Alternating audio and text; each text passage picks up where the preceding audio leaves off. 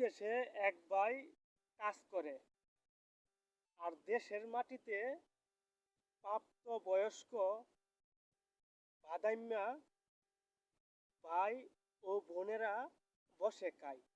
এটার উদাহরণ একমাত্র বাংলাদেশে বিরল।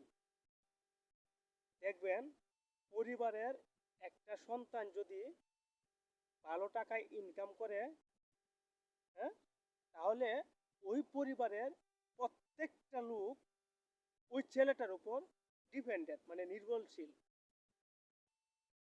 আর অন্য ভাই বোনেরা, বোন জামাই, তারা যে প্রাপ্তবয়স্ক ইনকাম করার সময় তারা কাজ করবে না। তারা কাজ করলে তাদের শরীর নষ্ট হয়ে যাবে। আর প্রবাসী থেকে ওই ভাইটা গাধার পরিশ্রম করে নিজের দেহটাকে নষ্ট করে দিচ্ছে। প্রবাসে টাকা ইনকাম করা ভাই চারটিখানি কথা না। যারা প্রবাস জীবন করতেছে তারাই বুঝতেছে এক টাকার কতটুকু মূল্য। না কে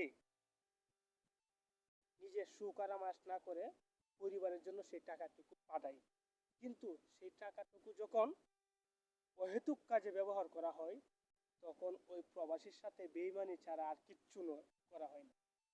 তো এগুলা থেকে আমাদের বাইর হতে হবে। সবাইকে কাজ করতে হবে, সবাইকে কর্ম করতে হবে, তাহলে দেশ এবং জাতি উন্নত হবে।